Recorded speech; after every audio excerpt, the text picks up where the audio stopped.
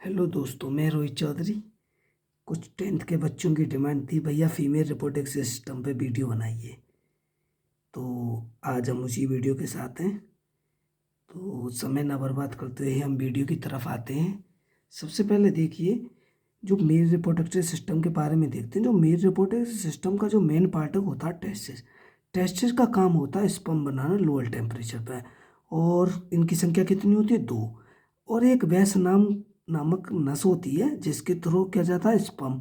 और पेनिस से क्या हो जाता है? स्पर्म डिस्चार्ज हो जाता है। पेनिस का कोई काम नहीं है ज़्यादातर। क्या काम है? स्पर्म को डिस्चार्ज करना। और वेजाइना का काम है स्पर्म को रिसीव करना। क्या काम है? स्पर्म को रिसीव करना। तो आइए हम फीमेल रिप्रोडक्टिव सिस्टम की तरफ आते हैं। फीमेल रिप्रोडक्टिव सिस्टम में दो ओवेरी होती हैं। कितनी होती हैं? दो ओवेरी। अगर ये एक साथ वर्क नहीं करती, अगर इस महीने ये वर्क कर रही है तो नेक्स्ट मंथ ये करेगी। और ये आपस में एक साथ वर्क नहीं करती। और तो ओवेरी होती हैं, वो बनाती हैं ओवम। क्या बनाती हैं? ओवम। जो टेस्टिस होते हैं वो बनाते हैं स्पर्म। जो स्पर्म होते हैं इनकी ट्रैवल कर लेते हैं क्योंकि इनके पास माइटोकॉन्ड्रिया होता है और एनर्जी होती है। ओवम नहीं कर पाते। क्या नहीं कर पाते? ओवम। तो आइए हम पेनिस के थ्रू स्पर्म डिस्चार्ज हो गया।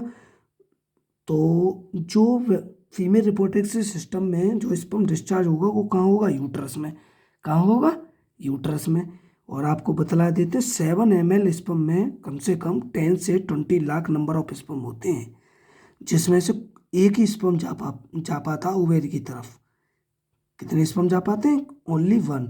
और बाकी के जो रेस्ट होते हैं वो खत्म हो जाते हैं, मतलब टूट जाते हैं। और इनकी जो स्पर्म है इनकी लाइफ 20 मिनट होती है। कितनी होती है? 20 मिनट। सामने गया या टकरा के हो गया।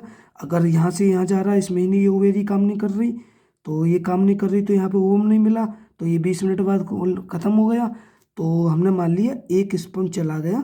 जहाँ पे एक स्पर्म गया और एक ओवम मिल गए, बाकी ओवम खत्म हो जाते हैं और बाकी स्पर्म खत्म हो जाते हैं। और एक स्पर्म और एक ओवम मिलकर क्या बनाते हैं? फर्टिलाइजेशन। तो पेपर में पूछा जाता, बताइए फर्टिलाइजेशन कहाँ पे होता है? एक ट्यूब होती है जहाँ पे कि स्पर्म ओवम मिलते हैं। उस ट्यूब को बोलते हैं फेलोपियन ट्यूब। क्या बोलते हैं? Fallopian tube. क्या बोलते हैं? Fallopian tube. और अब एक बात बतला देते हैं। अगर देखो, जो पुरुष होते हैं उनमें होती है नसबंदी, जिसको बोलते हैं वैस्किटोमी। क्या बोलते हैं? वैस्किटोमी। और जो फीमेल में होती है उसको बोलते हैं नलबंदी। जैसे ट्यूब होती है, इसको नल को बंद कर देते हैं, स्पर्म और ओवम मिल नहीं पाते, तो मतलब इसको काट के बांध देते हैं। इसको बोलते हैं टूबिसोटोमी। टूबी क्यों? टोमी। क्या बोलते हैं? टूबी को टोमी। और बहुत समय ऐसा हो जाता है कि यूट्रस खराब हो जाता है, तो क्या करते हैं डॉक्टर? यूट्रस, ओवेरी और फेलोपियन ट्यूब को काट के निकाल देते हैं, मतलब पूरा ये पावर प्लांट मतलब बाहर निकाल देते हैं। इसको बोलते हैं हिस्ट्रियोटोमी। क्या बोलते हैं? हिस्ट्रियोटोमी। एक हिस्ट्रियोटोमी से एक बीमारी होती है हिस्टेरिया नाम की, जो कि सोसाइटी के लिए सही नहीं है, सोसाइटी के लिए गंदी निगाह से देखी गई है। इसमें क्या होता है, जो महिला होती हैं वो मेल की तरफ अट्रैक्शन ज़्यादा होने लगता है उनका, मतलब छोड़िए इस बात को। और एक महिला में एक हाइमन नाम की झिल्ली पाई जाती है। और कुछ लड़के होते हैं मूर्ख टाइप के, जो लड़की का करेक्टर पे उंगली उठाते हैं इसकी वजह से। तो मैं उनको बतलाना चाहता हूँ, ये जो हाइमन नाम की झिल्ली होती है कागज़ से भी ज़्यादा पतली होती है। क्या होती है? कागज़ से भी, जो पेपर होता है उससे भी ज़्यादा पतली होती है। और ये थोड़े से वर्क पे ही टूट जाती है। जैसे कि महिला ने बाल्टी उठा ली, सीढ़ी चढ़ गई, कुछ वर्क लोड कर लिया, तो उस समय मतलब 20 से 22 में 100% सिक्योर नहीं है, ये टूट मतलब ब्रेक हो जाती है। तो आइए, तो ये तो बता दिया फर्टिलाइजेशन क्या होता है फेलोपियन ट्यूब में। और स्पर्म की लाइफ कितनी बताई है मैंने? 20 मिनट। आइए अब कुछ बतला देते हैं। तो एक चीज़ रह गई, जो फेलोपियन ट्यूब होता है, कुछ महिलाओं के साल साल भर बेबी नहीं हो पाते, उनका फेलोपियन ट्यूब खराब होता है, स्पर्म और वो मिल नहीं पाते, इस वजह से उनके बेबी नहीं हो पाते, तो उनका फेलोपियन ट्यूब खराब होता है। आइए हम देखते हैं नेक्स्ट। अगर एक स्पर्म एक ओवम के साथ मिल जाए, केवल एक स्पर्म एक ओवम के साथ मिलता है, बाकी वेस्टेड होते हैं। ठीक है, जैसा कि हमने बताया लाखों में से एक स्पर्म जाता है ओवम के पास, क्योंकि स्पर्म के पास माइटोकॉन्ड्रिया होता है। तो उस समय क्या होता है, नॉर्मल बेबी होता है।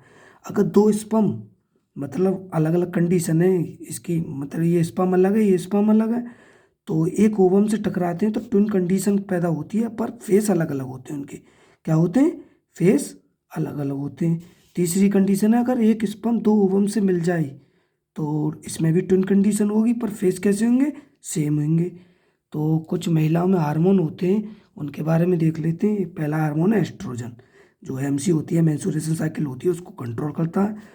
दूसरा हार्मोन है प्रोजेस्टेरोन, मतलब जो एम्ब्रो होता है उसको प्रोटेक्ट करता है। प्रेगनेंसी के दौरान महिला को आयरन और जिंक की गोली दी जाती है। और आपको बतला देते हैं, जो बॉय होता है वो 9 मंथ में हो जाता है, और जो गर्ल्स होती हैं 9 मंथ 10 दिन में हो जाती हैं। तो जो बॉय होते हैं वो कम समय में हो जाते हैं, गर्ल्स 9 महीने 10 दिन लेती हैं, इसलिए क्योंकि उनके एक्सटर्नल पार्ट होते हैं, उनको डेवलप होने में टाइम लगता है।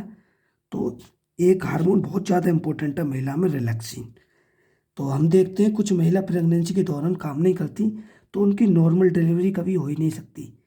उनका जो बेबी होगा वो ऑपरेशन से होगा। प्रेगनेंसी के दौरान वजन तो उठाओ मत, पर नाइन काम करना चाहिए। क्या करना चाहिए, वर्क करना चाहिए। तो उस समय जो रिलैक्सिन हार्मोन होता है ना, तो इसके बारे में देखिए हम डिटेल में बता देते हैं। जो बेबी होता है ना, जो बेबी होता है उसको जो रोटेट करने का काम करता है वो कौन सा हार्मोन करता है, रिलैक्सिन। कौन करता है, रिलैक्सिन।